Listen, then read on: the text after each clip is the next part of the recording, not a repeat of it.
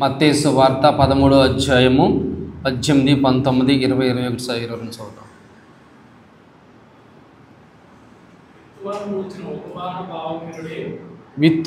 విత్తువాని గురించిన ఉపమాన భావము వినుడి.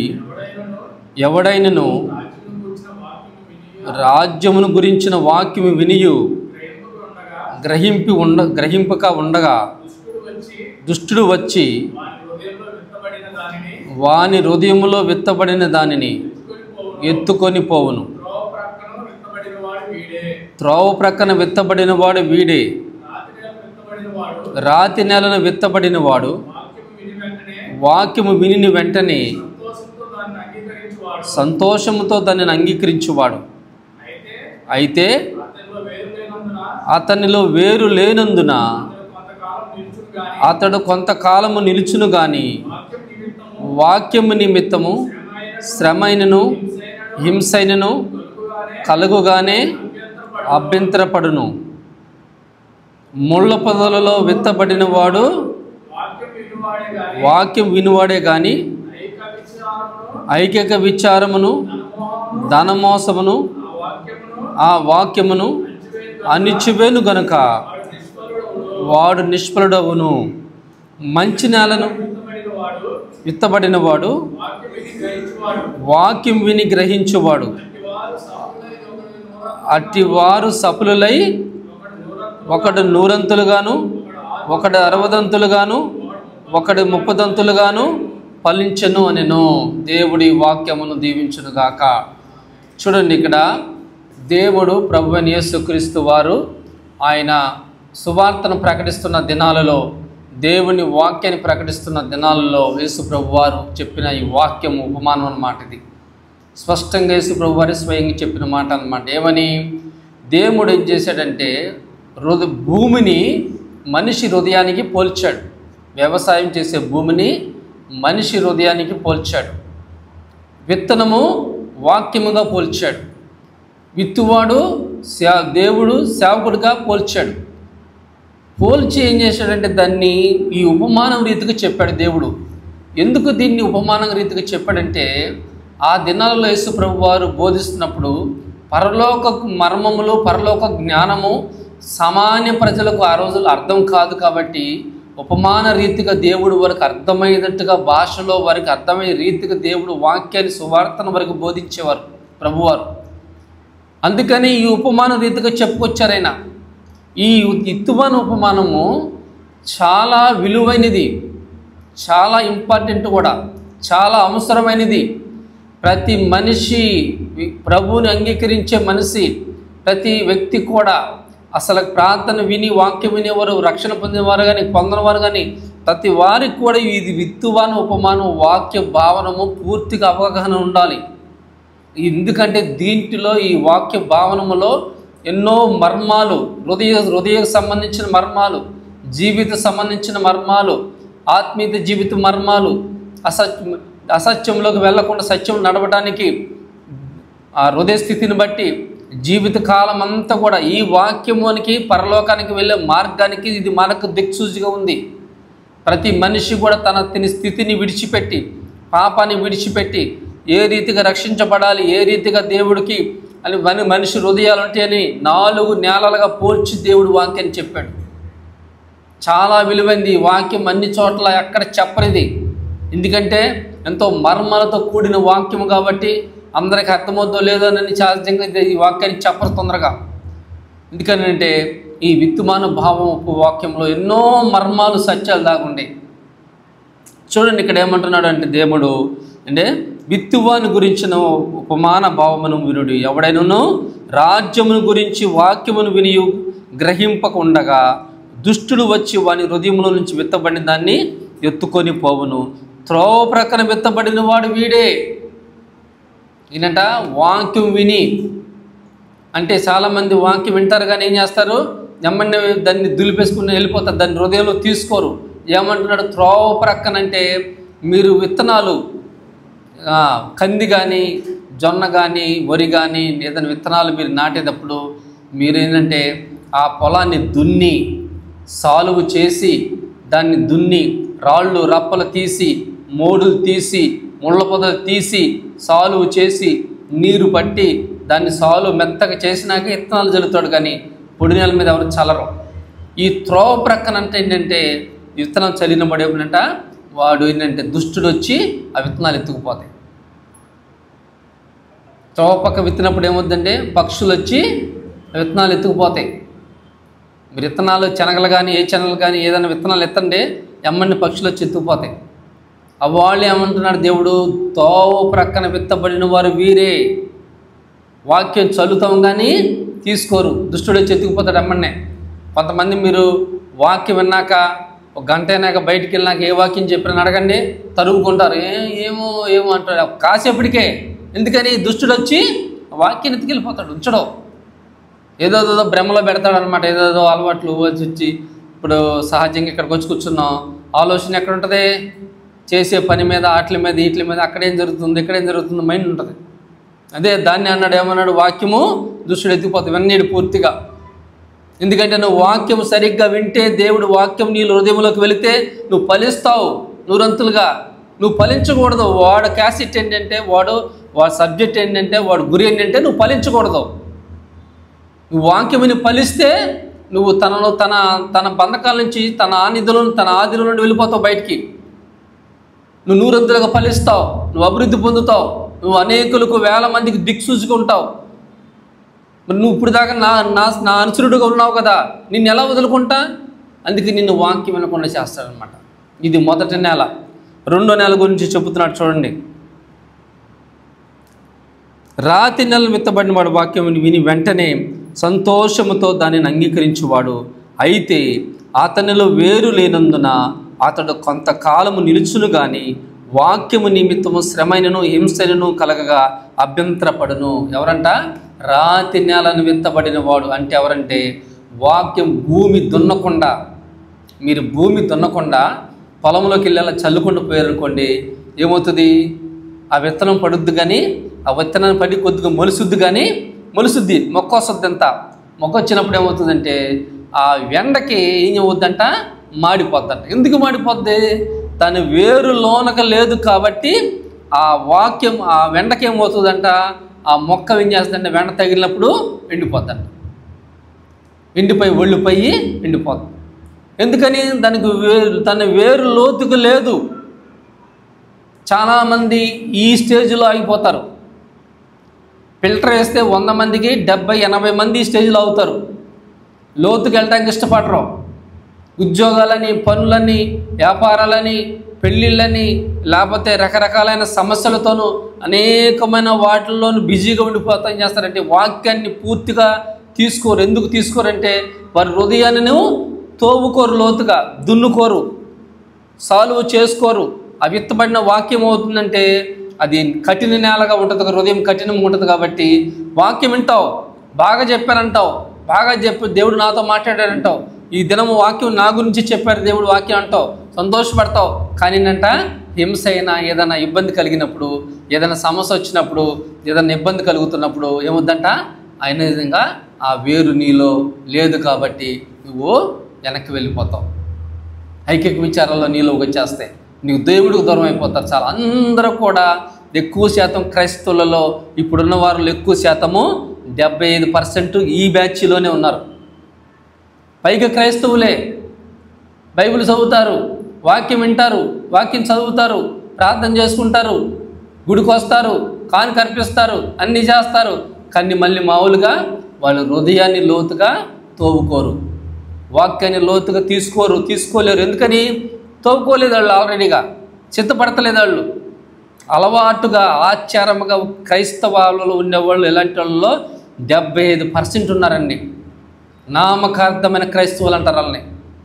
వాళ్ళు అన్ని అలవాట్లు మామూలుగానే చేస్తారు. వాళ్ళ అలవాట్లు మామూలే, చీట్ల పేక మామూలే, తాగుడు మామూలే, సినిమాలు మామూలే, అబద్ధాలు మామూలే, వాళ్ళు చేసే పనులన్నీ మామూలే, ఇంట్లో సినిమాలు చూస్తారు, సీరియల్ చూస్తారు, అన్నీ మామూలే. ఇవంతా కూడా ఎవరంట? నామకార్థ క్రైస్తవులు.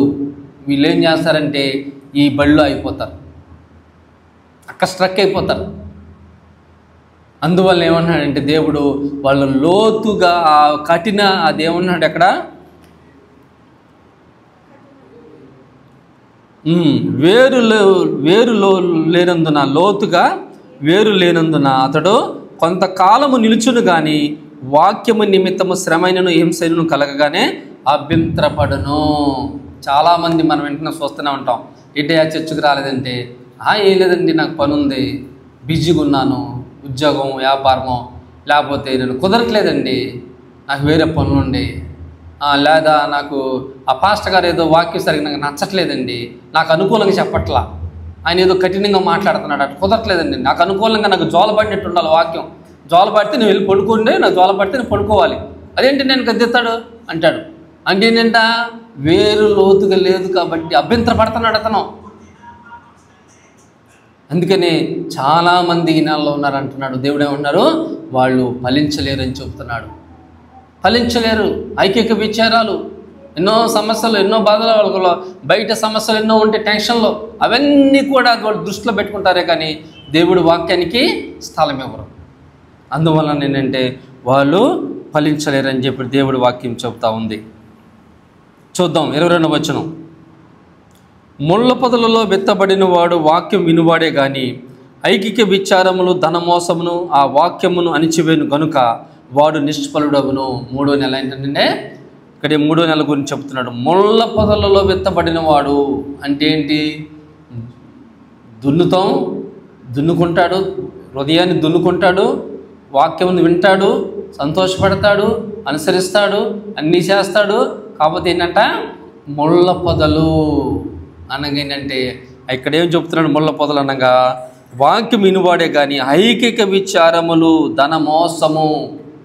చాలామంది ఏంటంట ఐకిక విచారాలు, నాకు పెళ్ళి కావట్లేదు, నాకు ఉద్యోగం రావట్లేదు, నా వ్యాపారం సరిగ్గా ఫలించట్లేదు, నేను అనుకున్న జరగట్లేదు, నేను అనుకున్న అమ్మాయి నేను ప్రేమించట్లేదు, నన్ను అనుకున్న అబ్బాయి ప్రేమించట్లేదు, నేను ఇల్లు కొనాలనుకుంటున్నాను, ఆ ఇల్లు నాకు అనుకూలంగా రావట్లేదు, లేకపోతే నేను అనుకునే జరగట్లేదు. ఐకిక విచారాలతో నింపుకుంటారు అన్నమాట. ప్రతిదీ కూడా కంపేర్ చేసుకుంటారు. వాళ్ళకి, ఎదటోళ్ళకి, పక్కోడికి, అన్నకి, తమ్ముడికి, బామద్దులకి కంపేర్ చేసుకుంటారు. వాడు బాగానే ఉన్నాడు, నేను బాగలేను, వాళ్ళు బాగున్నారు, నేను బాగలేదు, వాడు ఎర్రగా ఉన్నాడు, నేను నల్లగా ఉన్నాను, వాడు ఎత్తుగా ఉన్నాడు, నేను పొట్టిగా ఉన్నాను, ఏదేదో కంపేర్ చేసుకుంటాను. ఐకిక విచారాలు. ఈ ఐకిక విచారాలు కలిగిన వాడిది ఏమవుతుందంటే హృదయం అంతా కూడా వాక్యము లోనుగా తీసుకోడు. ఆ ఐకిక విచారాలు లోనగా, చీకటి లోనగా వాక్యాన్ని వెళ్ళనీదు. వింటాడు కానీ వాక్యం వెళ్ళనీదు. ఆ ఐకిక విచారాలు బయటికి నెట్టేస్తూ ఉంటుంది. ఒక వరలో ఒక కత్తి పట్టుద్ది. ఆల్రెడీగా నీ వరలో కత్తి ఉంది, ఐకిక విచారాలు కత్తి ఉంది, ఇంకా నీకు హృదయంలోకి వాక్యం వెళ్ళదు. ఈ అనేక ఐకిక విచారాలు కలిగి ఉన్న వాళ్ళని ఏంటంట వాక్యాన్ని తినలేరు. ఇంకోటి ఏమన్నాడు? ధనమోసము. ఏంటంట? సంపాదన, డబ్బు. చాలామంది కంటే 100కి 90%, 95% డబ్బు మీదే ప్రాణం ఉంటుందండి. భార్య కన్నా, పిల్లల కన్నా, తల్లిదండ్రుల కన్నా డబ్బుని మీదే ప్రేమ ఉంటుంది. చచ్చే వరకు డబ్బు మీద చాలామంది ఉన్నారు. నేను చాలామంది చూశాను. డబ్బుని తినకుండా వడ్డీలకు తిప్పి లక్షల వడ్డీలు కట్టి, వడ్డీలకు సంపాదించి, రక్తాన్ని పీల్చుకొని తిని సంపాదించి లక్షల కోట్లు చెప్పా పెట్టకుండా వెళ్ళిపోయిన వాళ్ళు ఎంతోమంది ఉన్నారు. ధనమోసము, డబ్బును సంపాదించాలని దృష్టి, లంచాలు తీసుకోవాలి, 2 చేతులతో సంపాదించాలి. ఒకసారి బంధువులు ఉన్నారు, ఒక ఆవిడ. ఆమె ఏం చెప్పిందంటే, ఒక సంబంధం గురించి చెబుతూ అయ్యా ఉద్యోగం చేస్తాడరా, 2 చేతులతో సంపాదిస్తున్నాడరా అంది. 2 చేతులతో సంపాదించడం ఏంటి నాకు అర్థం కాల. అదేంటి అదే 2 చేతులతో సంపాదించడం ఏంటన్నా అంటే, ఓ పక్క జీతం రా, ఓ పక్క లంచాలు వస్తాయి రా, అంతకంత అన్నారు. ఓహో, అది 2 చేతులతో సంపాదించడం అనుకున్నా. ధనం సంపాదండి, వ్యాపారంలో మోసం చేయటం, ఇష్టం వచ్చినట్టు దోసుకోవటం, సంపాదన చేయటం, అన్నదమ్ముడు పొలాలు లాక్కోవటం, ఆస్తులు లాక్కుంటారు. కొంతమంది అన్నదమ్ముల పొలాలు లాక్కుంటారు. తమ్ముడు పిచ్చోడైతే అన్న లాగేసుకుంటాడు, అన్న కొద్దిగా కనుక అటు ఇటుగా ఉంటే అన్నదే లాగేసుకుంటారు. లేరు ఎంతమంది అండి? అంత ధనమోసంతో నింపబడి ఉంటాడు.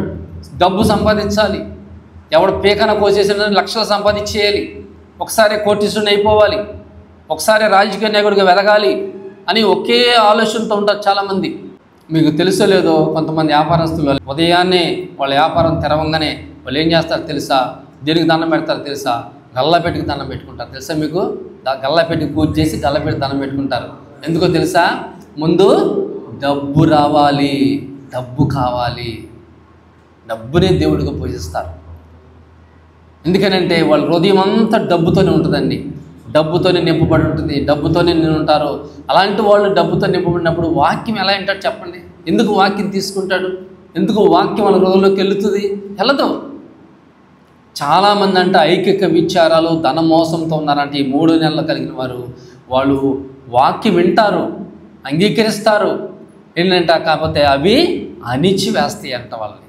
ఆ ముళ్ళ కంపలంట అణిచివేస్తాయి అంట, అణిగిపోతాడంట, పైకి రాడు, ఆత్మీయంగా నిలబడలేడు, ఆత్మీయత సత్యము దేవుడి కొరకు సాక్షిగా నిలబడలేడు, ఓ పాట పాడలేడు, వాకింగ్ చెప్పలేడు, సాక్షిగా తన సాక్ష్యం చెప్పలేడు, నలుగురు ముందుకు రాలేడు. ఎందుకని? ఐకిక విచారాలు, ధన మోసం తనను అణిచివేస్తున్నవి, శరీర క్రియలు అణిచివేస్తున్నవి.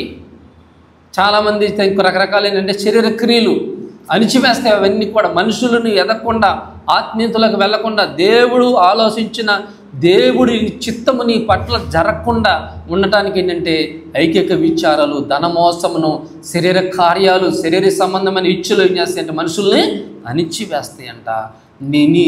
నీ యొక్క ఇష్టానుసారముగా, నీ శరీరానుసారముగా నడుచుకునే విధముగా నిన్ను తీసుకెళ్ళి ఏం చేస్తాయంటే నిన్ను అణిచివేస్తాయి, నిన్ను అభివృద్ధిలోకి రానివ్వు. చూడండి, ఈ 3 నెలలకు కూడా ఏంటంటే దేవుడు ఏం చెప్తున్న 3 నెలలకు కూడా అనేకమైన ఐకిక విచారాలతో కలిసిన వాడు ఈ 3వ నెలలో ఉన్నాయన్నమాట. కొంతమంది ఈ 3వ నెలలో ఆగిపోతారు. ఫస్ట్ నెల కడిందంట వాక్యం విని, ఎప్పుడో సంవత్సరానికి ఒకసారి వాక్యం వింటారు, క్రిస్మస్కు, పుట్టినరోజుకి, డేట్ ఆఫ్ డెత్కి, అంతేగా వాళ్ళు వాక్యం వినరు, వాళ్ళకి దేవుడితో సంబంధం. పైకి మళ్ళీ ఎవరు వాళ్ళు? పైకి క్రిస్టియన్సే. నువ్వెవరు అని అడిగంటే మీ క్రిస్టియన్స్ అండి అని చెప్తారు. సంవత్సరానికి ఒకసారి మాత్రం అంటారు. వాళ్ళకి ఎటువంటి దేవుడు వాక్యం వాళ్ళు ఫలించరు, వాళ్ళ కుటుంబంలో ఎవరు ఫలించరు, వాళ్ళ జీవితాలు, కుటుంబాలు కూడా ఏంటంటే నిష్ప్రయోజనంగా ఉంటారనమాట. 2వ నెల గురించి చెబుతున్నాడు. వాళ్ళు వాక్యంను వింటారే కానీ ఉండిపోతారు. అంటే ఏదైనా సమస్య రాగానే దేవుడిని తొలగిపోతారు. ఏదైనా సమస్య వచ్చో, భార్యకు బాగో, భర్త బాగోకో, పిల్లలకు బాగో, ఏదైనా అయితే దేవుడు మాకు అన్యాయం చేశాడు, దేవుడు మమ్మల్ని మోసం చేశాడని దేవుడిని దూషించి పక్కకెళ్ళిపోతారు. ఏనండి 3వ నెల కలిగిన వాళ్ళు ఏంటంట వాక్యం వింటారు, అంగీకరిస్తారు, నిలబడతారు. కానీ ఏంటంట ఐకిక విచారాలు, ధనమోసం, శరీర సంబంధమైన క్రియలు ఏం చేస్తాయంట వారిని అణిచివేస్తవి. ఈ 3 నెలల్లోనే ఆగిపోతారండి. చూడండి, 4వ నెల గురించి చదువుకుందాం. 23వ వచనం. మంచి నేలను విత్తబడిన వాడు వాక్యమును విని గ్రహించువాడు, అట్టి వారు సఫలులై ఒకడు 100 ఒకడు 60 ఒకడు 30 ఫలించిన నేను. ఎవరంటే మంచి నేలను అంటే చూడండి, రైతు ఏం చేస్తాడంటే ఆ భూమిని ముందు మొదట ఏం చేస్తాడంటే దున్నుతాడు. ఆ కఠినముగా ఉన్న భూమిని దున్నుతాడు, నాగలబెట్టి దున్ని ఏం చేస్తాడంటే, దున్నిన తర్వాత దాని మీద దున్నినప్పుడు లోన్ నుంచి ఏమొస్తాయి అంటే 3 మోళ్ళు వస్తాయి. పాత ఉంటాయి ఆ మోళ్ళు, అవి ఉంటే ఫలింపు కాబట్టి మోళ్ళు వస్తాయి. ఆ మోళ్ళు, పాత మోళ్ళన్నీ తీసేస్తాడు. రాళ్ళు రప్పలు బయటకు వస్తాయి, తీసేస్తాడు. ముళ్ళ పొదలు ఉంటాయి, అవన్నీ తీసేస్తాడు. తీసేసేసి సాలువుగా చేసి నీరు పట్టి చక్కగా దున్నిన తర్వాత ఏం చేస్తాడంటే అప్పుడు చక్కగా విత్తనం వేస్తాడు. ఆ విత్తనం ఏమవుద్దంట, ఒకటి 100 ఒకటి 60 ఒకటి 30 ఫలిస్తుందని చెప్తున్నాడు. ఈ ఫలించాలంటే ఇవన్నీ కూడా ఏంటంటే హృదయమును దున్నుకోవాలి. చూడండి అంటున్నాడు, వాక్యము దున్నుకున్నవాడే. వాక్యమును అంటే దున్నుకోవటం అంటే ఏంటి? ఏదైనా మన కత్తి తీసుకొని మరి గుండె మీద చీల్చుకోవటమా? ఏంటండి వాక్యం దున్నుకోవడం అంటే? హృదయాన్ని తోవుకోవాలంటున్నాడు దేవుడు. ఎలా తోవుకోవాలి? ఏంటంటే మనము దేవుడి సన్నిధిలో వాక్యం విన్నప్పుడు ఏం చేయాలంట, మనం తగ్గించుకొని ప్రార్థన చేయాలి. వాక్యం విన్నప్పుడు మనము తగ్గించుకొని వాక్యాన్ని అనుసరించుకొని వాక్యాన్ని పట్ల దేవుడు ఏం మాట్లాడుతున్నాడో గ్రహించుకొని వాక్యానుసారంగా మన హృదయాన్ని దున్నుకుంటే, మన హృదయాలను సరిచేసుకుంటే, మన హృదయంను సరిచేసుకోవడం అంటే ఏంటి చూడండి. వీళ్ళు ఎలా సరి చేసుకోవాలో ఒక మాట చెప్పి నేను ముగిస్తాను. మార్కు సువార్త 7వ అధ్యాయము 21వ వచనం 22వ వచనం చదువుదాం. లోపల నుండి అనగా మనుషులు హృదయములో నుండి దురాలోచనలు, జారత్వములను, దొంగతనములను, నరహత్యలను, వ్యభిచారములను, లోభములను, చెడుతనములను, కృత్రిమములను, కామ వికారమును, మత్సరమును, దేవదూషణయు, అహంభవమును, అవివేకమును వచ్చును. ఈ చెడ్డవన్నీ లోపల నుండియే బయలు వెళ్ళి మనుషులను అపవిత్రపరచునని ఆయన చెప్పెను. ఏంటంటే ఎక్కడి నుంచి వస్తాయంట? బయట నుండి ఏమి రావంటండి, హృదయంలో నుండే వస్తాయంట. ఎందుకని హృదయం నుంచి వస్తాయి? మన శరీరము మట్టి శరీరము. మట్టి అనగా నానా రకాలుగా ఉంటుంది. ఈ మట్టిలోంచి మన శరీరం ఉంది కాబట్టి మట్టి ఆలోచనలు అన్నీ వస్తాయి మనలోకి. శరీర కార్యాలు అన్నాడు వీటిని, శరీర కార్యాలు. ఇవి ప్రతి మనిషిలోనూ ఉంటాయంటండి. ప్రతి మనిషిలో, మనిషి అయి పుట్టిన ప్రతి వ్యక్తిలో కూడా శరీర సంబంధమైన ఈ కార్యాలు ప్రతి మనిషిలో ఉంటాయి. మన ఎవరిలో ఉండమని అంటానికి లేదు, అందరిలోనూ ఉంటాయి. అయితే ఇక్కడ ఏమంటున్నాడు? ఈ శరీర కార్యాలు ప్రార్థన చేసుకొని మారు మనసు పొందిన వాళ్ళు తీసివేసుకుంటారు కాబట్టి వాళ్ళు ఇవి ఉండవు, ఫలించవు, వాళ్ళు ఉండవు ఇవి. ఇక్కడ ఏమంటున్నాడంటే ఇవన్నీ కూడా మనిషి హృదయం నుండి వచ్చి మనుషులను అపవిత్రపరచును. ఇక్కడ ఏమంటాడు చూడండి, మనుషుల హృదయం నుండి దురాలోచనలు. ఫస్ట్ స్టార్టింగ్ ఏంటి? దురాలోచనలు. స్టార్టింగ్ ఫస్ట్ ఎలా వస్తాడు సాతానుడు? ఎలాగ మన హృదయాలను బ్లేమ్ చేస్తాడంటే దురాలోచనలు, చెడు తలంపులు. ఒక అమ్మాయి గురించి దురాలోచన, ఒక అబ్బాయి గురించి దురాలోచనలు, లేకపోతే ఇంకేదన్నా రకరకాలైన ఆలోచనలు మనుషులకు తీసుకొస్తాడు. తీసుకొచ్చి ఏం చేస్తాడంటే ఆ ఆలోచనలు వచ్చినప్పుడు అంట మరి సహజంగా ఏం చేస్తారంటే కొంతమంది తెలియక ఆలోచనేగా ఏమైందిలే అనుకోని దాన్ని ఏం చేస్తారంటే మైండ్లో పెట్టుకున్నట్టు ఉంచేసుకుంటారు సహజంగా. ఇక్కడ ఏమంటున్నాడంటే ఒక సాకులు ఏం చెప్పారంటే, కాకులు పక్షులు మన మీదకి వస్తాయి కదా, తల మీదకి వస్తాయి కదా, వెళ్తుంటాయంట. మనం కనుక వాటిని తోలకపోతేనంటే ఏమవుతాయి, మన తల మీదంట అవి గూళ్ళు పెట్టి పిక్షులు గూళ్ళలో పెడతాయంట. మన తల మీద గూళ్ళో పెట్టి మనం తోలకపోతే ఏమవుతాయంట, అలాగే పెట్టేసేసి గుడ్లు పెడతాయంట మన తల మీద. కాకులు కానీ పక్షులు కానీ మనం తోలకోకుండా ఉంటేనంట మన పైనుంచి వెళ్ళేటప్పుడు అవి ఏం చేస్తాయంట, పక్షులు పెట్టి గుడ్లు పెడతాయి అన్నమాట. అలాగే ఆ గుడ్లు పెట్టి అవి ఏం చేస్తాయంటే ఫలిస్తాయి అన్నమాట. అయితే ఇక్కడ ఏం చెబుతున్నాడు, మనకి ఆ దురాలోచనలు వచ్చినప్పుడు ఏం చేయమన్నాడు, వాటిని తోలేయాలి, తీసేసుకోవాలి. ఎమ్మనే దాని గురించి మనము వాటిని మన ప్రార్థన చేసుకుని దాన్ని తీసేసుకోవాలి, తోలేయాలి. వాటిని తోలేసినప్పుడు అవి పక్కకి వెళ్ళిపోతాయి. అలా చాలామందికి అది తెలియదు కాబట్టి ఏం చేస్తారంటే ఆ దురాలోచన ఉంచేసుకుంటారు. అది ఏం చేస్తుంది దురాలోచన అంటే, అది లో నుండి క్రియ చేసి ఫలించి గర్భం ధరించి పాపానికి మార్గం తెరుస్తుంది. అది ఒకేసారి పాపం చేయలేడు మనిషి.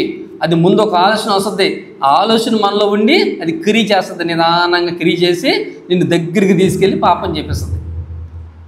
ఆ దురాలోచనలు తీసేసుకోవాలని దేవుడు వాక్యం చెబుతున్నాడు. రెండోది ఏంటంట, జారత్వము చేయవాడు బుద్ధిశూరుడు అనే సామెతల్లో ఉంది. జారత్వం చేయవాడు బుద్ధిశూరుడు, వాడికి రొట్టు ముక్క కూడా దొరకదని చెప్పాడు దేవుడు. జారత్వం ఏంటంటే చూపులతోనూ, తలంపులతోనూ, మాటలతోనూ, క్రియలతోనూ ఏంటంటే రకరకాలుగా పెళ్లి కాకుండా చేసే అపవిత్రమైన కార్యాలన్నీ కూడా ఏంటంటే జారత్వంతో చెప్పాడు దేవుడు. అవన్నీ కూడా ఏంటంటే చేయొద్దని దేవుడు వాక్యం చెబుతూ ఉంది. అవి చేసేవాడు ఏంటంటే బుద్ధిశూన్యుడు. వాడు ఏం చేస్తాడంటే దేవుడికి దూరం అయిపోతాడు. ఇక్కడ ఇంకోటి ఏమంటాడంటే చూడండి, దొంగతనములు. చాలామంది ఏం చేస్తారంటే దొంగతనం చేసి మర్చిపోతారు. చిన్నతనం చేసినవి అవన్నీ నేను మర్చిపోయానుగా, నాకేం సంబంధం అనుకుంటారు. నువ్వు మర్చిపోయావు కానీ దేవుడు మర్చిపోడు సుమి. ప్రతిదీ కూడా దేవుడి దృష్టిలో లెక్క ఉంటుంది. చిన్నప్పుడు నువ్వు స్కూల్లో బలపం దగ్గర నుంచి, పెన్సిల్ దగ్గర నుంచి, పెన్ను దగ్గర నుంచి, మీ అమ్మ నాన్న జేబులు చెప్పకుండా తీసుకున్న డబ్బుల దగ్గర నుంచి ప్రతిదీ కూడా దేవుడి దృష్టిలో అది లెక్కే. మారు మనసు పొందినప్పుడు ఏం చేస్తాడంటే దేవుడు ప్రతిదీ చూపిస్తాడు. అవి ఏంటంటే ఒప్పుకొని చాలామంది అలా సరి చేసుకొని తీసివేసుకున్నవారు ఎంతోమంది ఉన్నారు. దొంగతనములు చాలామంది వెళ్తూతో చేతితో దాన్ని కనపడితే తీసుకుని వెళ్ళిపోతుంటారు గవ్వా. ఏదైనా చుట్టాలింటికి వెళ్ళినప్పుడు కానీ, పెళ్ళికి వెళ్ళినప్పుడు కానీ, ఏదైనా కనపడితే గబన్న వాచీలు కానీ చాలామంది ఏం చేస్తారంటే లేపేస్తుంటారు టక్కుమని. ఆ చేతి వాటం అనమాట అలవాటు వాళ్ళకి. అది తర్వాత ప్రార్థనకి వెళ్ళో దేవుడిని తెలుసుకున్నాక మర్చిపోతారు అవన్నీ. కానీ అట్లా ఒప్పుకొని తీసివేసుకోవటం అట్లా తెలియదు వాళ్ళకి. ఇక్కడ ఏమంటున్నాడు అంటే దొంగతనాలు చేసిన ఏమైనా మన బాల్యకాల నుండి ఉంటే, పక్క చేరులో కనుక ఎప్పుడన్నా మామిడికాయలు కోసుకున్నా కానీ, ఎక్కడన్నా ఏదన్నా చిన్న అది కూర్చుకున్నా కానీ ప్రతిదీ దొంగతనమే. ఏది కూడా మనం అనుకుంటాం సింపుల్గా టేక్ ఇట్ ఈజ్గా ఏముంది అది చిన్నదేగా అనుకుంటాం, కానీ దేవుడి దృష్టిలో అలా ఉండదు. అవన్నీ కూడా ఏంటంటే ఓ పేపర్ మీద రాసుకొని ప్రభు దగ్గర మనం క్షమాపణ అడిగి సరి చేసుకోవాలి. చాలామంది ఏంటంటే విశ్వాసులు చాలామంది కూడా ఏంటంటే అలా దొంగతనం చేసిన వారు ఏం చేశారంటే చాలాల్లో దొంగతనం కందులు కానీ శనగలు కానీ లేకపోతే ఇంకా రకరకాలుగా దొంగతనం చేసిన వాళ్ళు తిరిగి ఆ రైతు దగ్గరికి వెళ్ళి వాళ్ళకి నష్టపరిహారం ఇచ్చి, అయ్యా మీ దగ్గర మేము దొంగతనం చేసాం, చిన్నప్పుడు తెలియక చేసామని క్షమాపణ అడిగి సరి చేసుకున్న వాళ్ళు చాలామంది ఉన్నారు. నేను కూడా సరి చేసుకునేటప్పుడు ఆ చిన్నతనంలో చేసిన పొరపాట్లు, ఆ కొట్లలో అక్కడక్కడ తీసుకున్న దొంగతనాలు, స్వీట్ షాపుల్లో అవన్నీ కూడా నేను లెక్క కట్టి ఓ రోజున ప్రార్థన చేసుకొని ఏం చేశానంటే దేవుడు స్పష్టంగా చూపించాడు. నువ్వు ఎక్కడెక్కడ ఎంత తీసుకున్నావు అనేది ఎట్లా తీసుకున్నాను మొత్తం చూపిస్తే లెక్క కట్టి ఎప్పుడు 30 ఏళ్ల క్రితం ఉన్న షాపుల్లో ఆ ఓనర్ ఎవరో ఏంటో కనుక్కొని వెళ్ళి వాళ్ళ అడ్రస్ కనుక్కొని వెళ్ళి వాళ్ళ ఇళ్ళకి వెళ్ళి ఆ డబ్బులు ఇచ్చి ఆ క్షమాపణ అడిగి డబ్బులు ఇచ్చి వచ్చా. వాళ్ళకి చెప్పాను క్లియర్గా, అయ్యా మీ షాపుల్లో పని ఉన్నప్పుడు నేను ఇట్లా దొంగతనం చేశాను, తెలియకుండా తీసుకున్నాను, మరి అది తప్పేనని క్షమించమని అడిగితే ఏముందారా పోరా అది ఏదో జరిగిపోయింది అన్నారు. అట్లా కాదండి, లెక్క కట్టాను ఎంత అవుద్దని, ఎంత అవుతుందని లెక్క కట్టాను, ఇదిగో నీ డబ్బులు ఇగో నేను ఇచ్చాను, ఇచ్చి క్షమాపణ అడిగి వెనక్కి వచ్చేసాను. దానివల్ల కొంతమంది దేవుడిని తెలుసుకునే అవకాశం వచ్చింది. దొంగతనాలు అంత భయంకరమైనవి. దేవుడు అన్నాడు, వ్యభిచారికులు, దొంగలు, అబద్ధమాడేవారు దేవుడి రాజ్యానికి హక్కుదారులు కారంట. హక్కుదారులు దేవుడి రాజ్యానికి హక్కుదారులు కారంట. వాడు పరలోక రాజ్యానికి వాళ్ళు వెళ్ళరని చెప్తున్నాడు, దేవుడి వాక్యం చెప్తా ఉంది. అందువల్ల ఏంటంటే దొంగతనములను మనలో తీసివేసుకోవాలి. ఇంకోటి ఏంటంటే నరహత్యలు, కత్తిపోటి వంటి మాటలు కలవో. సామెతలో ఉన్న మాట ఏంటంటే కత్తిపోటి వంటి మాటలు కలవో. పక్కవాడిని హింసించే మాటలు, కళ్ళతో చంపేస్తారు ఒకళ్ళు, నోటితో చంపుతారు ఒకళ్ళు.